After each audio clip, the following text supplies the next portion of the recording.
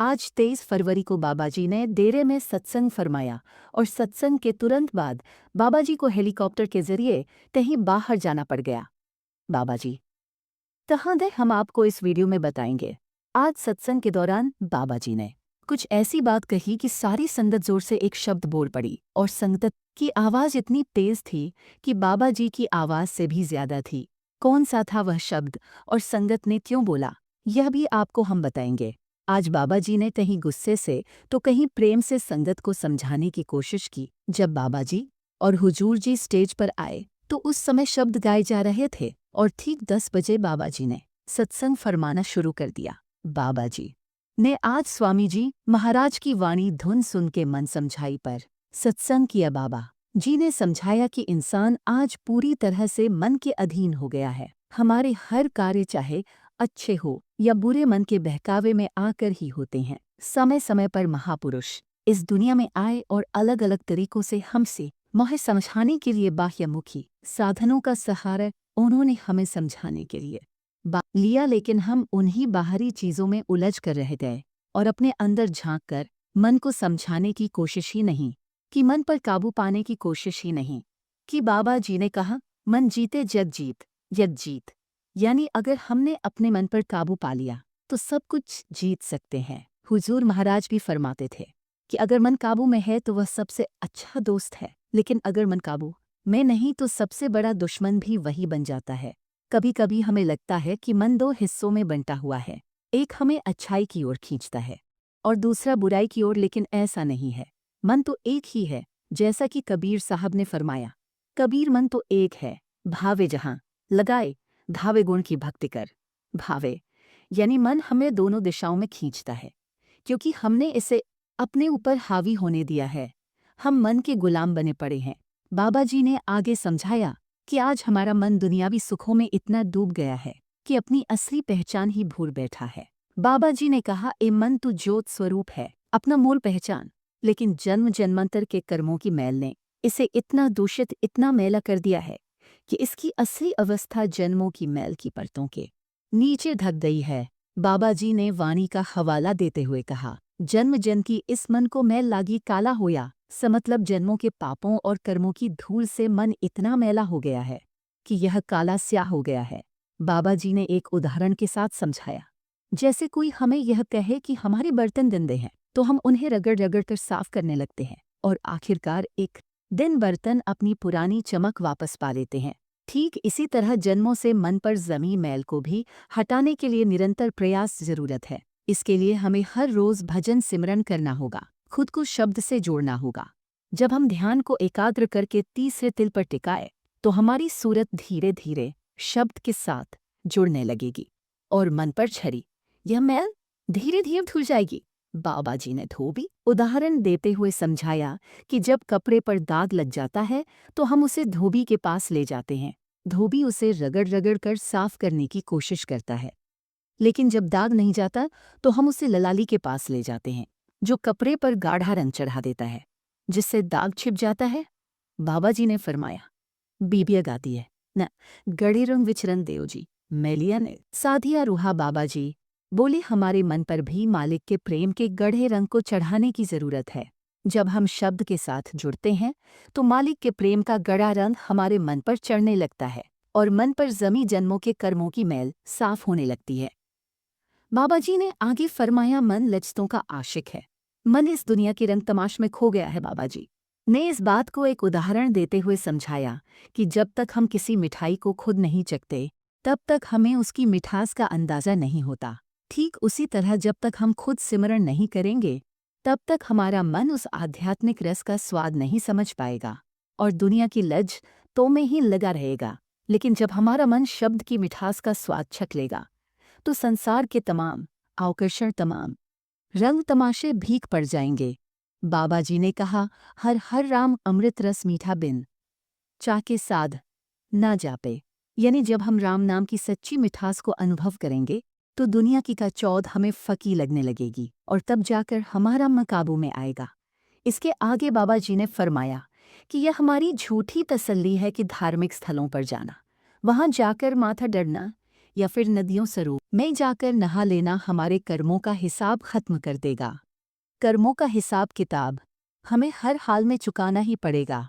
बाबा जी ने कहा करनी आपो आपनी के नेड़े के दूर, यानी जो जैसा करेगा उसे वैसा ही भुगतना होगा। कबीर साहब भी कहते थे, जैसी करनी वैसी भरनी कर्मों का निपटारा। अगर सिर्फ माथा टेकने से हो जाता तो ये दुनिया कब की खाली हो गई। फरमाया कि कई बार हम यह सोचते हैं कि हमें अपने धर्म या जाति के नाम पर बहुत कुछ करना पड़ता है, कर्म करने पड़ते हैं, लेकिन हमें यह भी याद रखना चाहिए कि जो बोझ हम खुद उठाएंगे उसका हिसाब भी हमें ही देना होगा। दूसरा कोई आकर हमारी जिम्मेदारी नहीं लेगा। आगे बाबा जी ने फरमाया कि हमें किसी गुरुमुख को ढूंढना है और उनसे वह युक्ति हासिल करनी है जिसको अपनाकर हम अपने कर्मों का निपटारा करवा सकते हैं और खुद को शब्द के साथ जोड़ सकते हैं। बाबा जी बोले, अलग अलग धर्मों में अलग अलग लफ्ज़ों का इस्तेमाल किया जाता है। मुस्लिम भाई इसे कलमा कह देते हैं, हिंदू भाई नात कहकर बयान करते हैं, अंग्रेज इसे वर्ड कह देते हैं और हम इसे शब्द कह देते हैं। मकसद सभी का एक ही है, उस एक के साथ रिश्ता जोड़ना। इस में जितने भी धर्म हैं सभी ने मालिक को याद करने के लिए अलग अलग नाम जरूर दिए हैं, लेकिन किसी ने यह नहीं कहा कि मालिक दो हैं। बाबा जी बोले, पलट्टू एको एक है दूजा है। कोई आगे बाबा जी ने फरमाया कि हमें नाम की कमाई करनी है और मालिक के साथ प्रेम का रिश्ता जोड़ना है। बाइबल में भी लिखा है, नाम की कमाई करने वाले बनो। आगे बाबा जी ने समझाया कि जब इंसान अपने मन को काबू नहीं कर पाया तो यह धारणा बनी कि मन को दुनिया के रंग तमाश से दूर ले जाना चाहिए। इसी सोच के चलते पुराने समय में आर्षि मुनि जंगलों और पहाड़ों में तपस्या करने चले गए। उन्होंने साधना की, लेकिन जब वे वापस दुनिया में लौटे और दुनिया के मोह माया को देखा तो मन फिर बेकाबू हो गया। जुरेया सिद्धियां कमाकर लाए थे, जब गवा बैठे, जब इससे भी काम ना चला तो फिर यह विचार आया कि मन जो भी चाहता है उसे दे दो, एक दिन यह खुद ही संतुष्ट हो जाएगा। लेकिन ऐसा करके भी देख लिया, मन की इच्छाएं कभी खत्म नहीं हुई। एक पूरी होती तो दूसरी खड़ी हो जाती, दूसरी के बाद तीसरी, फिर चौथी इच्छा। बाबा जी ने रावण का उदाहरण देते हुए समझाया, उसके पास अपार ज्ञान था, उसके 10 सिर थे, लेकिन वह भी अपने मन को काबू नहीं कर पाया। नतीजा यह हुआ कि वह मन के अधीन होकर ऐसा काम कर बैठा कि आज तक उसके पुतले जलाए जाते हैं। बाबा जी ने समझाया कि मालिक के साथ रिश्ते को जोड़ने के लिए हमें ना तो भोगी बनना है, ना ही त्यागी। हमें इसी संसार के बीच रहकर अपनी सामाजिक और पारिवारिक जिम्मेदारियों को निभाते हुए अपने असली स्वरूप की पहचान करनी है, उस मालिक की पहचान करनी है। बाबा जी ने आगे फरमाया कि आज हम मालिक की भक्ति इसलिए नहीं करते कि हम मालिक से प्यार करते हैं, बल्कि इसलिए करते हैं क्योंकि हम मालिक से डरते हैं। हमें डर लगता है कि अगर भक्ति नहीं की तो हमारे काम नहीं बनेंगे, कारोबार नहीं चलेगा, या फिर जब हमें कुछ चाहिए होगा तो वह नहीं मिलेगा। बाबा जी बोले, हमें सच्ची भक्ति करनी है।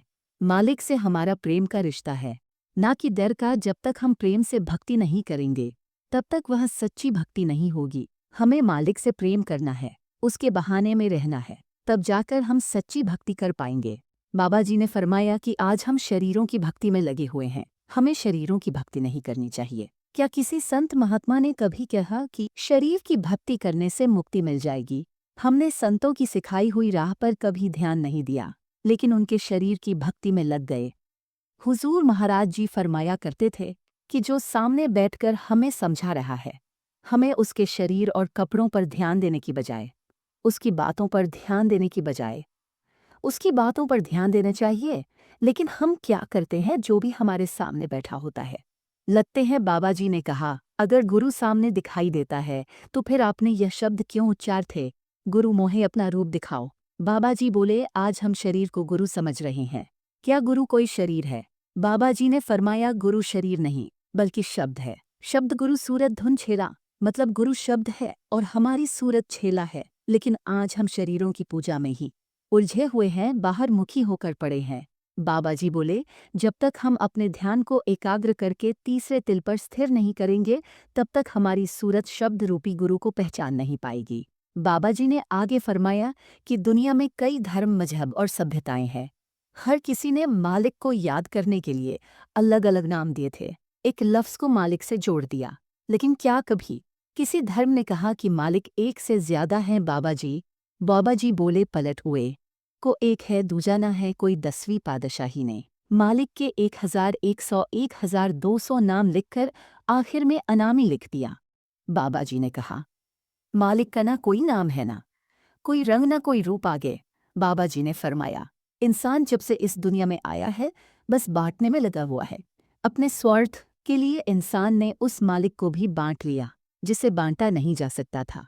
बाबाजी बोले, इस सृष्टि की रचना करने वाला वह एक है और हमें उस एक की ही भक्ति करनी है। बाहर मुखी साधनों में उलझ कर नहीं बैठना, अपने अंदर जाकर उस मालिक की पहचान करनी है। बाबाजी ने दर्शन को लेकर समझाया, आज हम किसी धार्मिक स्थान पर जाकर या किसी गुरु के डेरे में जाकर कहने लगते हैं, आज तो बड़े अच्छे दर्शन हो गए। जिन्हें हम दर्शन समझ रहे हैं वह असल में सिर्फ देखना है। हम खुद को झूठी तसल्ली दे रहे हैं कि हमने दर्शन कर लिए। दर्शन तो एक अवस्था होती है जब हम भजन स्मरण करते हुए अपने ध्यान को दोनों आंखों के बीच में इकट्ठा करके जो कुछ हम देखते हैं जो कुछ हम देवा दर्शन कहलाते हैं, जहां हम अपनी अंतर की आंखों से तकटकी लगाकर बस देखते ही चले जाते हैं। बाबाजी ने मंदिर के बारे में फरमाया कि आज हम मालिक को खोजने मंदिरों में जाते हैं, वहां माथे टेकते हैं, नाक रगड़ हैं, लेकिन हम मंदिर का असली अर्थ भी नहीं जानते। बाबाजी बोले, मंदिर का असली मतलब बुलाई, इसका अर्थ यह है कि जो कुछ भी हमें चाहिए वह हमारे भीतर ही मौजूद है, लेकिन हम उसे बाहर खोजने में लगे हुए हैं। कोई धार्मिक स्थानों पर माथा टेक रहा है, कोई नदियों और सरोवर में स्नान कर रहा है, तो कोई जंगलों और पहाड़ों में जाकर मालिक को तलाश कर रहा है। हमारी कोई चीज अगर घर में खो जाए तो हम उसे बाहर कितना भी ढूंढ ले, लेकिन उस चीज तक कभी नहीं पहुंच पाएंगे क्योंकि हम उसे गलत जगह पर खोज रहे हैं। बाबाजी बोले, मालिक तो हमेशा से हमारे अंदर ही है, लेकिन अज्ञानता के अंधेरे में हम भटकते चले जा रहे हैं, बाहर उसे ढूंढ रहे हैं जबकि वह हमारे अंतर में बैठा है। बाबाजी ने बुल्ले शाह का जिक्र करते हुए कहा, लखवार जे करे इबादत रस्मो रिवाज निभाने से मालिक नहीं मिलता। अगर दिल में मालिक के लिए सच्चा प्रेम नहीं है तो हम कितनी भी भक्ति कर ले कुछ हासिल नहीं होगा।